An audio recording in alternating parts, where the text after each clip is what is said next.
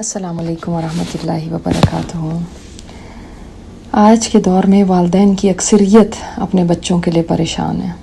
بچے شادی شدہ ہوں تو اور طرح کے مسائل ہیں، غیر شادی شدہ ہوں تو اور طرح کی فکرات ہیں، مگر جس طرف بھی دیکھیں ایک پریشانی، انگزائٹی ان کے حال کی یا مستقبل کی، یہ والدین کو کھائے جا رہی ہے۔ تو اس سلسلے میں حل کیا ہے؟ آئیے دیکھتے ہیں آج ایک لیجنڈ کی طرف، جن کا نام امام بخاری ہے۔ ہر مسلمان ان کو جانتا ہے، مگر کم ہی لوگ یہ جانتے ہیں کہ بخاری پیدائشی طور پر اندھے تھے، اور ان کی والدہ اس غم میں دن رات روتی رہتی تھیں اور اپنے بیٹے کے لیے دعائیں کرتی رہتی تھیں۔ ایک رات خواب میں ابراہیم علیہ السلام کو دیکھتی ہیں کہ وہ فرما رہے ہیں، اے نیک بخت، تیرے بہت زیادہ رونے اور دعائیں کرنے کی وجہ سے اللہ تعالیٰ نے تیرے بیٹے کی بینائی واپس لوٹا دی ہے۔ صبح جب اٹھتی ہیں تو دیکھتی ہیں کہ بیٹے کا نور بصارت واپس آ گیا۔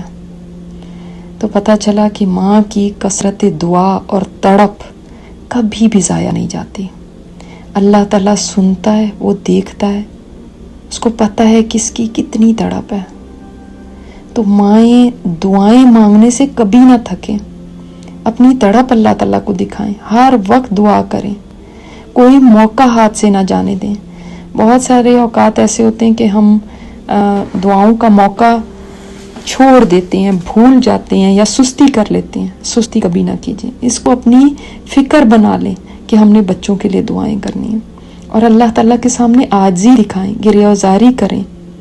جس رب نے بخاری کی والدہ کی تڑپ اور دعاؤں کی وجہ سے ان کی بینائی لوٹا دی، وہ رب ہمارے بچوں کو بھی نیک بنا سکتا ہے۔ تو یہی سوچ کے دعا کریں کہ اللہ تو نے ان کی دعا سنی تھی، ان کی تڑپ کو دیکھ کے، اے اللہ ہمارے بچوں کو بھی ہدایت دے اور اپنے کام کے لیے چن لے۔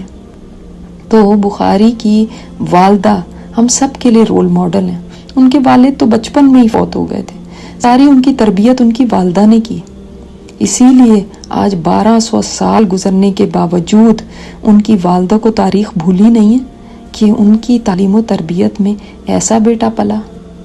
دوسری طرف والد کو بھی دیکھیں، بہت مالدار تھے، مگر وہ کیسے انسان تھے اس کا اندازہ ان کی ایک بات سے لگایا جا سکتا ہے جو انہوں نے وفات کے وقت فرمائی۔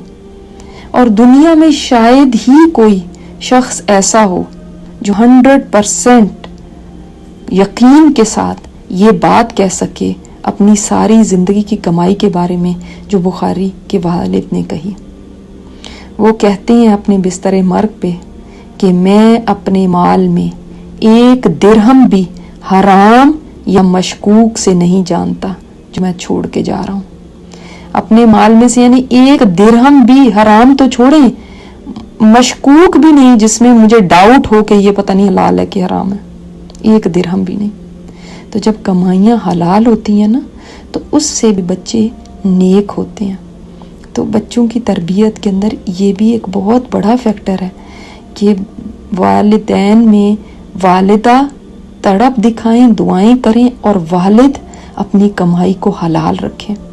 اللہ تعالی ہم سب کو بھی بہترین والدین بننے کی توفیق عطا فرمائے اور ہمارے بچوں کے نصیب سنوار دے۔ السلام علیکم ورحمۃ اللہ وبرکاتہ۔ یہ اسپیکر استاذہ نجیحہ ہاشمی ہے۔ ان کی مزید آڈیو سننے کے لیے لاگ ان کریں الرحمہ.org پر، ARRAHMA.org۔